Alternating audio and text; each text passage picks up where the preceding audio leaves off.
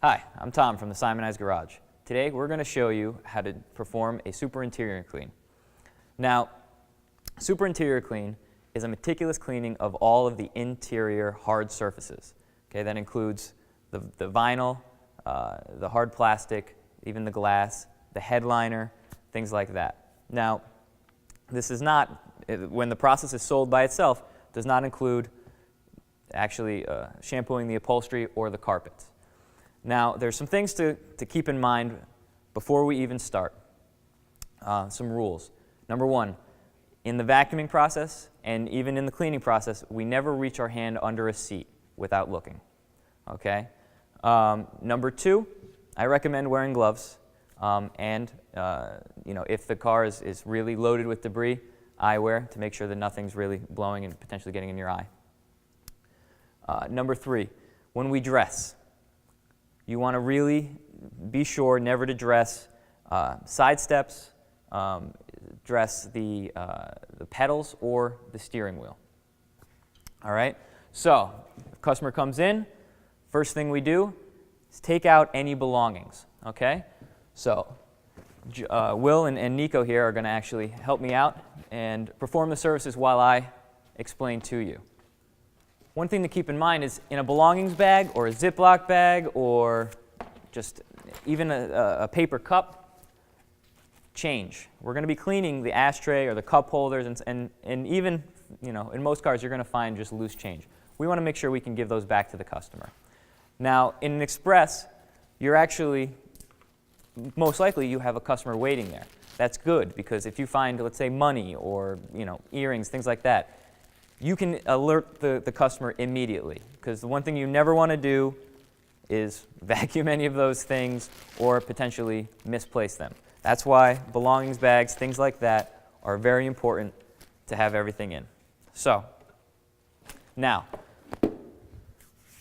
much like the rest of the Simoniz processes, you're going to start front driver's side of the car. We're always going to do 60%. Now, if you have the luxury of having two people working on a car, one person will start in the rear passenger side, the other person will start in the front driver's side. Now, because of this, they're able to overlap and do basically 60% or reach as far as they can to vacuum, to blow out, so on and so forth, without bumping into each other. Now, the first process, and really in all interior processes, is going to be to vacuum the car. Okay? So, Nico's going to start in the rear passenger side. Will here is going to start in the front driver's side.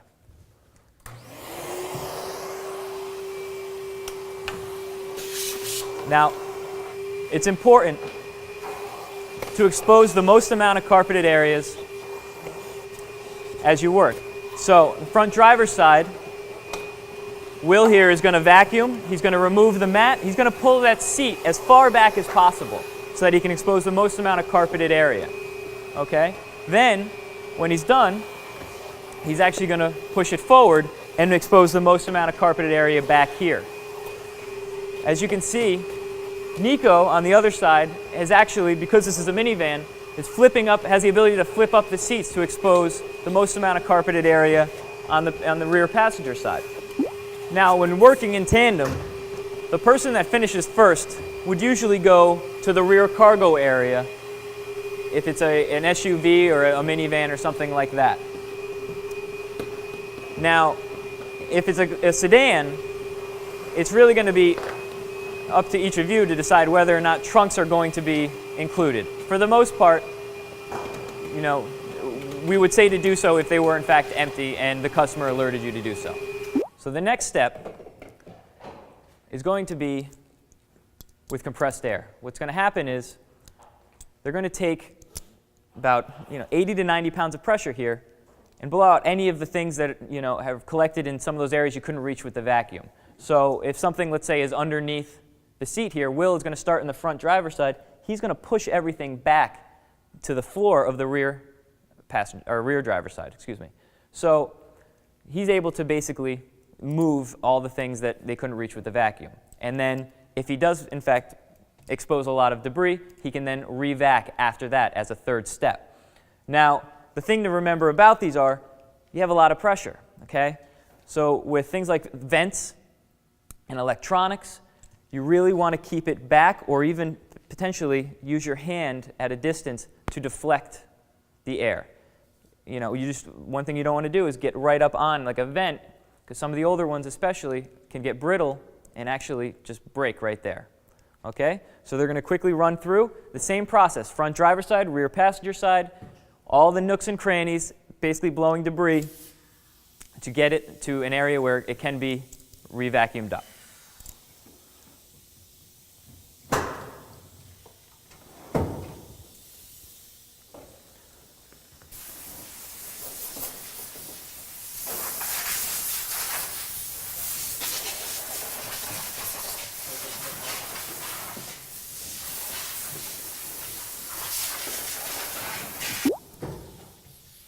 Now, for the most part, you're going to try to avoid pushing things back and forth in the car. Sometimes it's just unavoidable. You know, when a car has a lot of debris, especially in between the seats, sometimes it's unavoidable. You're going to have to re-vac both the front and the back. But if possible, try to just blow into one area. Therefore, let's say, you know, if you had a good amount of debris underneath the seat and you can blow that all into the rear passenger side, leave a pile. That way you can just re-vac one pile and you're done. Okay, but for right now we have a little bit extra there. So I have Will just finish that up.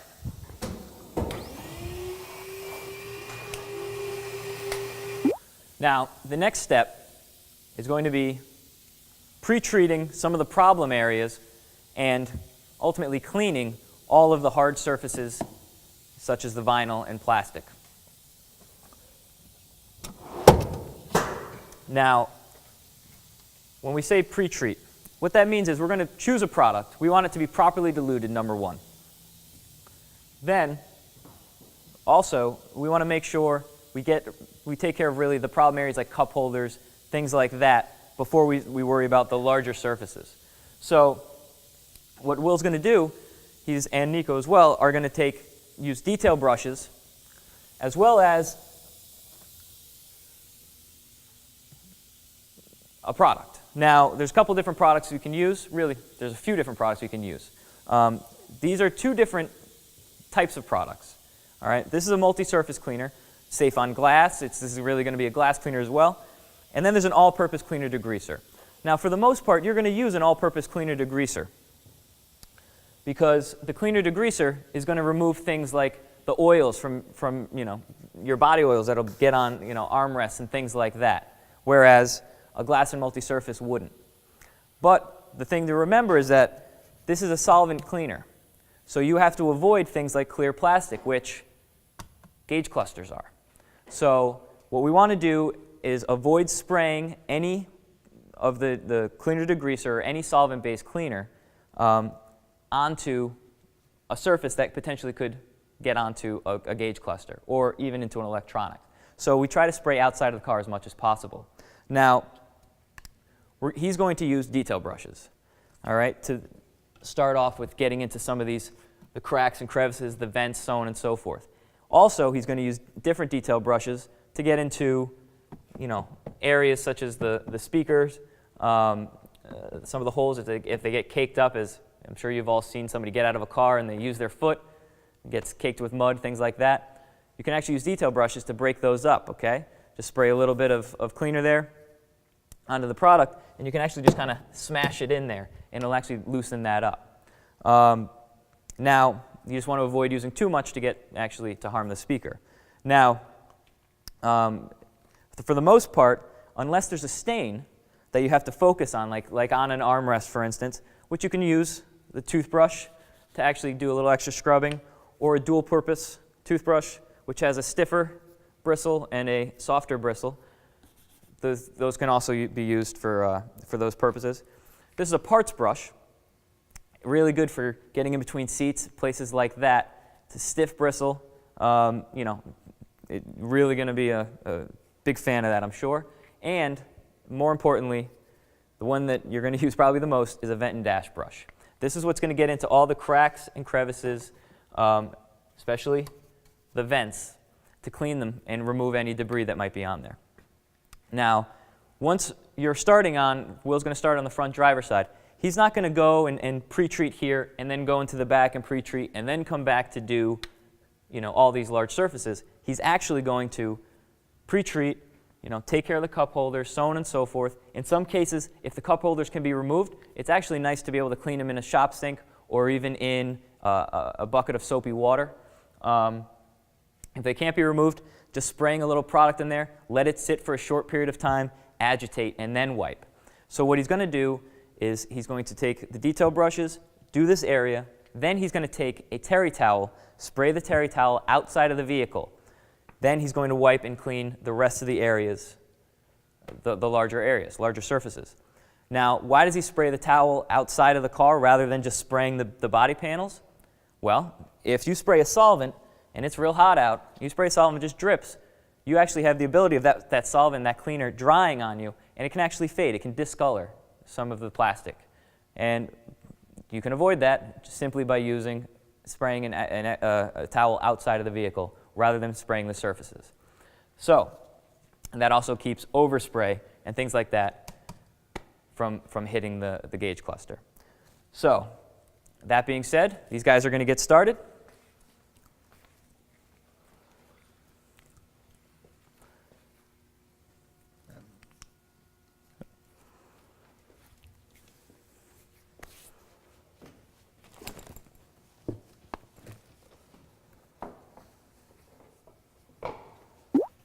What we try to avoid at all costs are putting any detail brushes in our back pocket. Okay? If you're going to forget, you can sit down, you can end up putting a hole in a seat causing damage. So we keep the brushes separate. You can either have them in a pocket such as this. If you wear shop shirts, this is great because you can actually get in, work around the car, so on and so forth without belt buckles or anything hitting. But if not, you want to use something like a detail apron where you can keep everything just handy right there.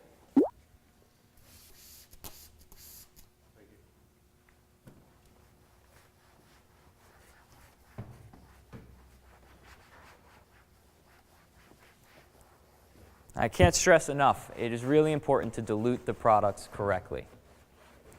If you use something too strong, you can discolor. There's a reason we formulate things the way we do. Now let's go see how Nico's making out on the passenger side. So now we're on the passenger side. So here's Nico. He's actually working with a couple different tools. He's using an actual white, the scuff pad that we talked about on the other side. And he's actually using Citrus Clean, which is also a solvent-based cleaner. It foams up, works really well at removing a lot of the same stains as the all-purpose concentrate.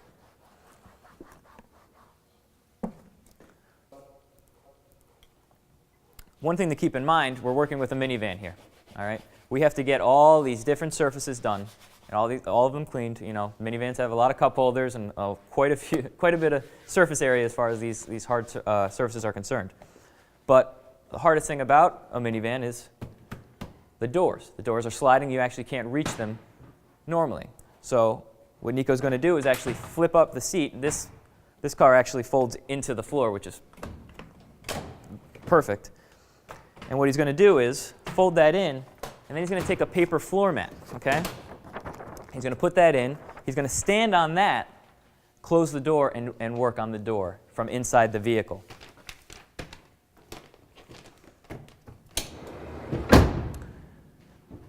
Now, as he's working inside the vehicle and getting the door and continuing to work on these hard surfaces, I'll take this opportunity to talk a little bit about headliners, okay? Now, once they go and they take care of these hard surfaces, the headliners need to be touched up as well. Now, a couple things to really keep in mind. Headliners, you never want to get saturated. You never really want to get them soaking wet. Number one, water spots can form, as it's basically, headliners are a piece of fabric glued to a piece of foam, which is glued to, ultimately, a board. Then, what happens is if you use too much water, the weight itself can either pull those down and actually separate the fabric from the foam or the board. Also, that foam can actually get saturated with product, and the gravity will actually continue to wick and cause water stains. Now, Another thing to keep in mind is we never really want to use solvents as they can remove adhesive. So if we were to spray a solvent up on the product, on the headliner, you'll actually potentially remove some of that adhesive or weaken the adhesive, and it would fall. So keeping all these in mind, how do we clean them? Well, we spot clean them. Now, these are really perfect for headliners, okay? What they are carpet wipes.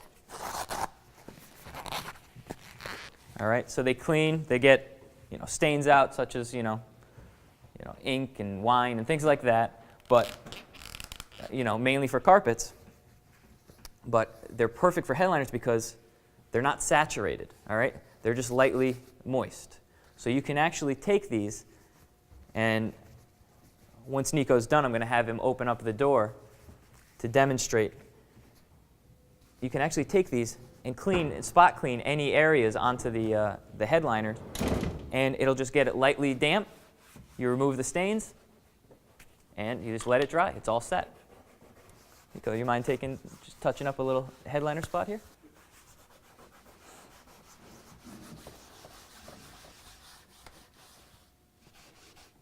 So you got a little spot over there, looks like. Yeah. Yep.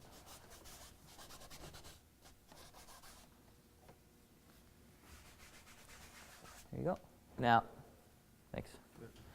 So now, unless the headliner is really bad, you may have to go through one or two of them. But you can actually save this and wait until, as he moves forward now, the places that it's definitely going to be useful are places like the visors, all right, where you get a lot of fingerprints and things like that. But keep in mind, we now have an answer for headliners that's really effective. All right, so now we're back on this side, and Will's about to start dressing. So what he's going to do is start pre-dressing. All those areas that are really hard to reach, such as the window pulls and the vents and things like that. So you're going to notice as he starts, he's going to use his hand to kind of shield the product from getting anywhere he doesn't want. And just very light little sprays as he goes to actually dress the car with the vinyl dressing.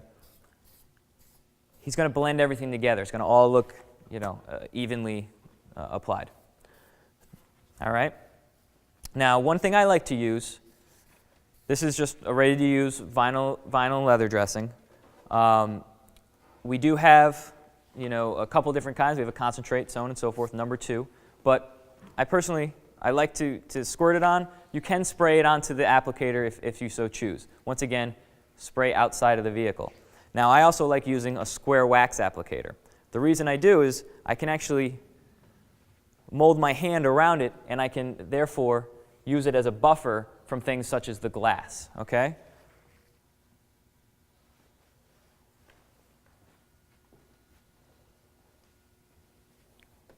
As you can see if you can see, Nico's working on the passenger side, dressing in there. He's back inside the vehicle on the paper mat, making sure that he's not getting the carpet dirty. Now, don't forget, when you're dressing and when you're cleaning, the areas around the seats, any hard plastic and vinyl areas. So, it's very common for me when I see detailers working that they don't look up. And, there's, the sunglass holders, things like that, that are mounted on the ceiling of the car. You want to make sure those get cleaned and dressed as well.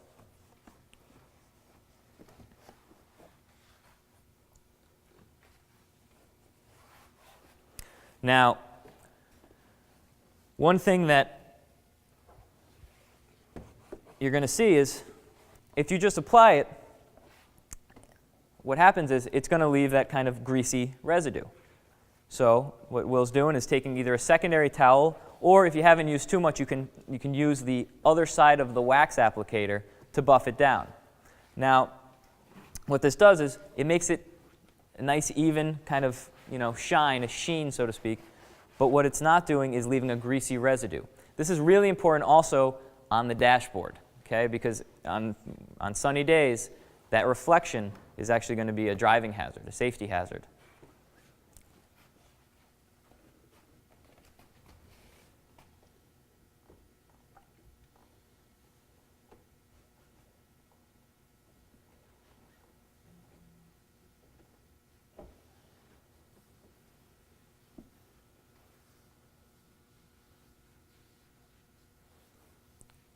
Now, as they finish up dressing, I'll tell you a little bit about the next steps. At this point, everything has been vacuumed, blown out, re-vacked, because we found a lot of debris. They cleaned all the hard surfaces and then dressed them. Now, once the dressing has been applied, been buffed down, now it's time to take care of all the glass. Now, the glass is not just the windows. It's also the mirrors, the vanities, all right? So everything inside, any piece of glass or mirror inside the actual car. Now, at this point, if you have, let's say, your car keys, which really I would recommend keeping on your detail cart or on a key rack, something like that, somewhere you can get to them. Doing the glass, this is a good time to put the key in the ignition, turn the car on, and if you have an automatic shifter, you put it to drive. Make sure that you clean that area. The last thing you want is for a customer to get in and they paid for a super interior clean, and then they go to drive away, put their car into drive, and it's all dirty and caked with debris, etc. So we want to make sure that when you actually get to the glass part, that's when you would clean that. Now, it's also important, and if we'll just stand up real fast. So right here, you know, on this car it doesn't have it, but usually you have the controls for the seat. Now, it's important, you're moving the seat back and forth. It's important to make sure that when you do clean and dress, or you make sure you get that area. You lift up those handles because the customer, when they go to get in the car for the first time, they have to maneuver their seat to get it back to where they need it. If you left that area dirty or undressed, you automatically failed to meet expectations. So now we're back and we're starting to work on the glass and the mirrors. So as you can see, Will is actually going to turn the car on. He's working on the shifter. So he's going to clean up and make sure he gets all the debris out of there. Then, while the key is on, he's actually going to put down the windows. All right? So he wants to, what we want to do is we want to make sure we get that rim. Okay? So he's going to take care of the gauge cluster, the vanity mirrors, the rear view mirror, any glass, whether if it's a navigation screen, if it's you know, just the screen for the radio. At this point, we want to make sure we get all of those surfaces. So when he comes back, he's going to hit this up. Windows will go back up, and then you can do the same glass cleaning method that we've shown in some of these other videos, which is the box method, where you just jam the towel up in each corner and then fill it in.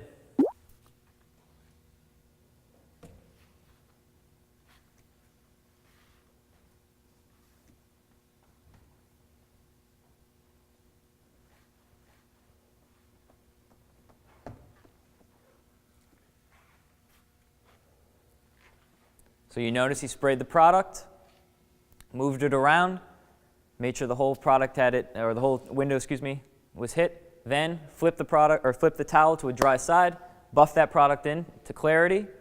Now he's just moving around the car. He's doing 60% of the windshield, and he's going to work his way around the vehicle as Nico works his way up towards the front to finish up the windshield.